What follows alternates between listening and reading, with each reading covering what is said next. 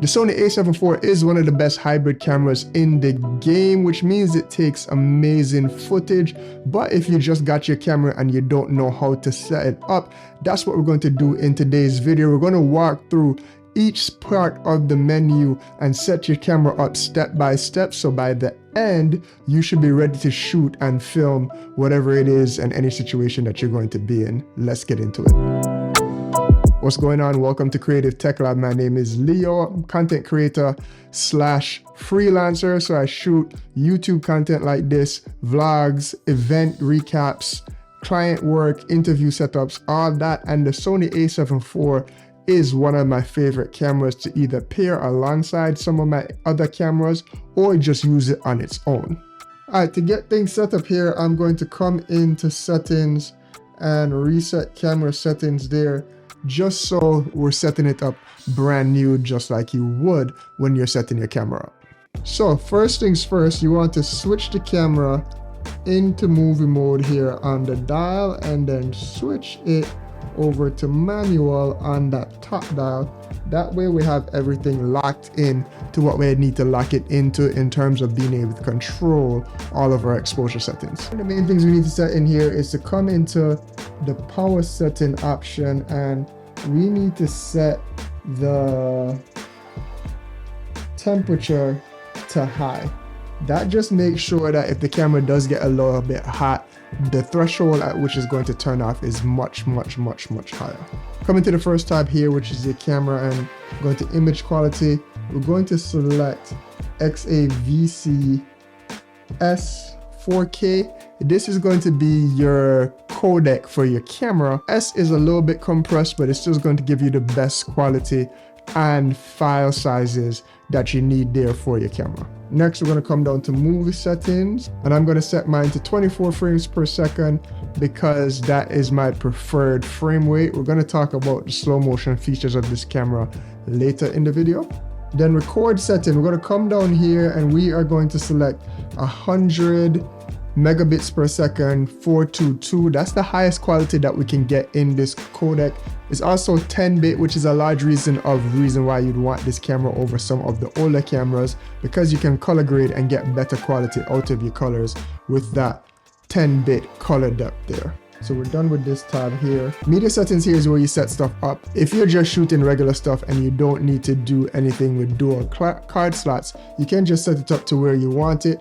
You can also set it up for different cards. So if I wanted movies to just be on one and photos to be on the other, I could do that here. But for me right now, I just have it set to card slot 1. But if I'm shooting anything, well, for client work, I'm going to do simultaneous recording for both photos and videos. That way I have an immediate backup or whatever it is I'm shooting, and I'm not worried about if one of the cards fails or something. Next, we're coming out here and we're going to go to file.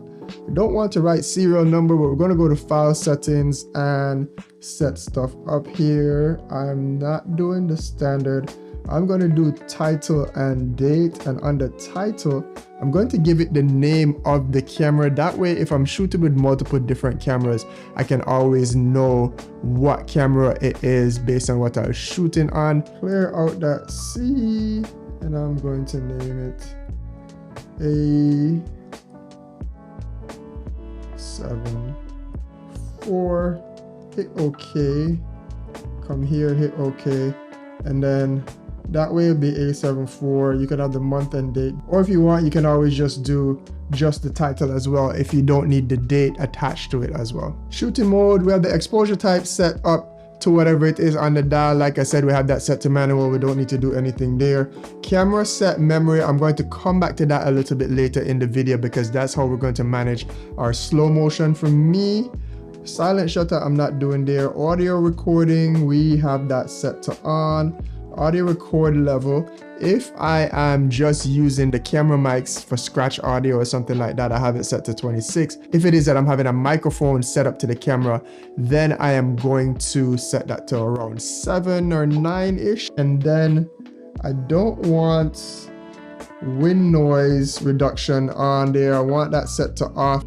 audio level display on. This is just going to make sure that you could see the audio levels on the camera if they're peaking or not. Don't need to do anything there. Image stabilization, going to come back to zoom. I want to set this to clear image zoom, and all that's going to do is going to give you a little bit more reach out of all your lenses, mainly your prime lenses though. It's a cool Sony feature. If you don't know anything about it, I'll link to a video up here, but basically it crops into the sensor, giving you 1.5 times more reach out of whatever lens that you have attached to the camera. Even your prime lenses, you're able to zoom just a little bit to frame up those shots there for you. Shooting display, grid lines, I want to set that on, set that to rule of thirds. That's something that I want there. And then emphasize record display, I also want it set to on. That way when it is that you're shooting, you have that extra line there just to know that it is that you're recording. Exposure we already have set up there. Metering, I don't need to touch anything but that for right now. White balance, we're going to set up in our custom buttons there. Same thing for color tone and picture profiles there. Zebra display, I want to make sure that I have that set to on. And then we're going to go in here. I want to set up my custom there. So this is already set. This is how I measure my exposures using zebras, and then we're going to set a custom button for that. But for my highlights, I want that set to 75. C2, I want that set to around 50, which is how I'm going to measure my skin tones. Autofocus mode set to continuous. Transition speed, I have mine set to about 5, which is just how fast it's racking focus. I don't want it super fast because it looks a little jolting in video if it's switching from back and forth there. And then same thing for subject sensitivity. I have that set to responsive, so it does know if it needs to change there. I want to turn that down just a little bit though, to about 4 or 3. That way if it locks onto a subject, normally it stays there, but the touch to focus are so good on these cameras, you can always change that on the fly if you need to. Autofocus assist, I don't need to do anything with that there. Focus area, I have set to wide, and that way I can let the camera, again, the autofocus are so good on these Sony cameras, you can just let it run and usually it figures it out. Eye autofocus is set to human, so unless it is that you're going to be shooting animals, you could change that in here if you need to. Animals or birds. Subject select setting, that is usually all good there. Again, we have it set to humans because I mainly shoot people. Right eye, left eye, I have that set to auto. That's not as important to me unless it is that I'm doing an interview or something and I want to make sure that they're catching a particular eye and I'm shooting with a really shallow depth of field.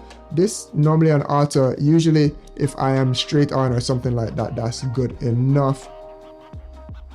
And then the iframe display, we want that set to on as well. That way we could see when it is that it's tracking. Register face priority, also set to on there. All right, now we get into the good part of the video, where it is that we're going to set all of our custom buttons. We're going to set all these different buttons on the camera, and this is also where this camera kind of shines instead of some of like the vlog cameras that don't have as much stuff on it there. So let's come in here and we are going to operation customize, and because we're doing movie settings, we are going to go to the film side there. All right, first tab is our rear button. This is this first one here. I have this set to my gamma display assist. So first button here, you set it, you come in here. I'm going to go here to display option, and gamma display assist select is what I want to do there. All right, next up, button number 2, which is this one right here. I have that set to my focus button there, just manual focus.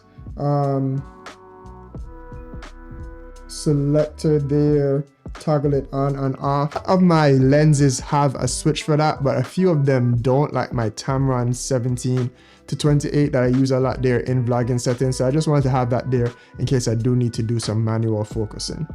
Next right here, we're going to have button number, the C1 button right here. We are going to set that to white balance. white balance is one of the most important things to get in a cinematic image. So I never use auto white balance. I'm either changing the Kelvin or I'm setting a custom there, but usually I'm coming in here to adjust to whatever the lighting situation is where I'm on the fly. This C3 button right here, I am going to have that set to something for exposure as well, which is going to be my zebra display, and that's the level that we're at. So as I mentioned there, when it is that I need to expose an image, the two things that I'm checking is making sure that my highlights aren't blown out. So if I hit this button here and I come in, my C1 set to 75, that's as high as I want my highlights to go. And then my C2 is set to around 47, sometimes around 50. That's going to give you your skin tones there. So if you're doing an image and you're checking there and you want to see if there's zebras on the skin at this custom zebra level, then the skin is good. And if you're not getting any zebras there on the 75, then it is you're good, and you balance out those two if you need to, and you're good to go. This trash button down here, I'm going to have that set to my focus assist there, and that is when it is that I am in manual focus.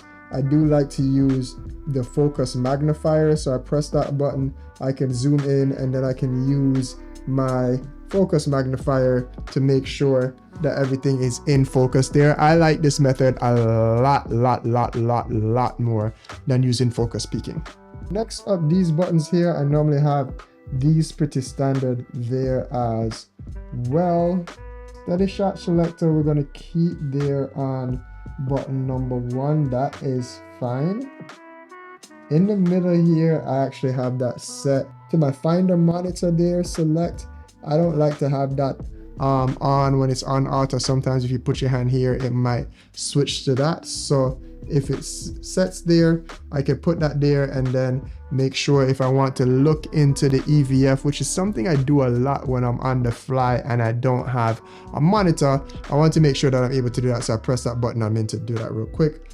Picture profile, I still have that just set to standard. I don't know why, because on these new cameras, all I shoot in is PP8, which is S-Log3 in the Cine Gamut profile there, is all I have that set to, which let me go ahead and set that right now. So PP8 is what I am shooting in. As I mentioned before, that's going to give you a super flat image, but the gamma display assists on, and you can kind of judge your colors a little bit better as you need to. 4 is set to ISO, that is good to go there. And then 5 is not set. I'm going to set that to my monitor brightness, so if I do need to make it brighter on the monitor, I can come in here, set it to sunny weather, and we're good to go, or to manual. All right, top buttons here, we have 2 buttons here, C2 and the record button. C2 I am going to set to APS, it's already set to APS-C or full frame there on 1. I want that set to C2. On this here, I'm going to want to do clear image zoom. So if I come in here, I go to zoom, and I can hit that there. If I have clear image zoom set up, as you can see, I could go 1.5. That's on that button. And then if I come back here on button number 2, I am going to select my APS-C full frame there. So I have my 2 zoom options right here. So I could drop down there. That's going to give me that's going to give me 1.5. And then if I come in here, I could get some extra reach out of what I have. Very useful feature that's on the A7IV. That's not even on some of the other cameras, because it does have that higher megapixel sensor there. Not all my lenses have this custom button. For the ones that do, a lot of my Sony lenses, some of my Sigma lenses have that extra button here. I am going to set that to autofocus transition speed. It's not something that I change very often, but sometimes you want just a slightly slower focus pull and you want to maybe do it with the touch to focus. So I'm going to set that right there on that button. And then the wheels for aperture and shutter speed. Go back in here and make sure that we have things set correctly. So 2 I don't want set to ISO, I want that set to shutter speed. So if I came in here, I'd set my shutter speed to 50, that there. ISO we have set up here, that's how you'd set the camera up. Base ISO for S-Log is 800 in this camera, and then 3200 is going to be your secondary ISO, your dual base ISO for this camera. It kind of cleans up at that point. And then like I mentioned, I will be in S-Log 3, that's PP8 with the gamma display assist on. You want to make sure that when you come back into gamma display there, you can have it set to auto so it knows. I just set mine to S-Log 3 because that's always what I'll be shooting in. And then the last thing that I want to set up here is going to be my slow motion or anything on my memory recall with these 1 and 2 dials here. So let's set that up real quick and I can show you how I manage that. So we're going to come back and put the camera in the settings that we need. So we're going to go back. Image quality is the same. Movie settings, I'm going to set that to 60 frames per second. I'm going to select the highest there again, 200 megabits per second at 10-bit. Then I am going to change my shutter speed to what it should be. Make sure my picture profile is where it is supposed to be as well. All my settings here. So this is my slow motion setting. So instead of having to change it all the time, I'm going to come back here, go to shooting mode, memory recall, and I'm going to set this to memory recall 1. So as you can see, it has my frame rate of 60 frames per second, my shutter speed at 125 per second. That's what I want it to be.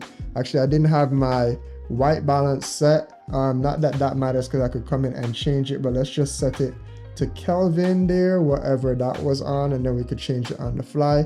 Come back in here, set that and set that to 1.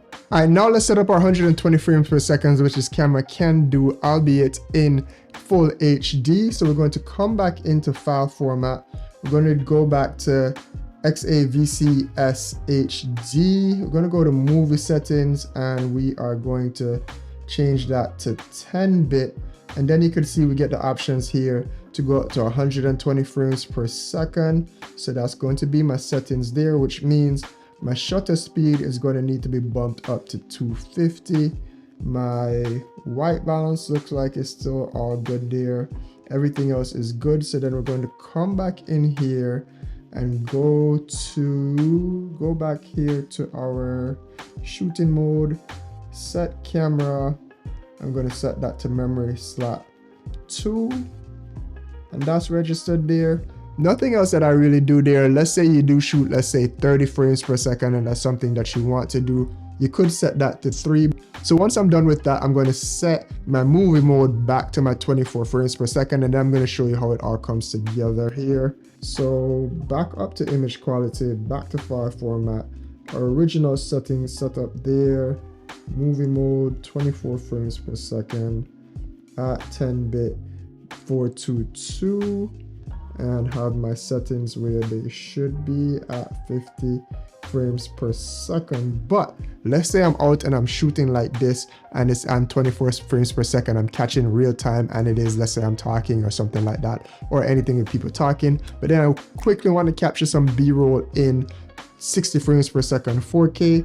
I turn the knob right here to 1, and as you can see, we're at 60 frames per second. I'm at my correct shutter speed. I can change my ISO if it is that I need to fit the situation that I'm in. My picture profile is already set, and all my other custom dials here are good to go. Same thing here. If I want to hit 120 frames per second, boom, it switches to HD. It hits my shutter speed, and everything's good to go there.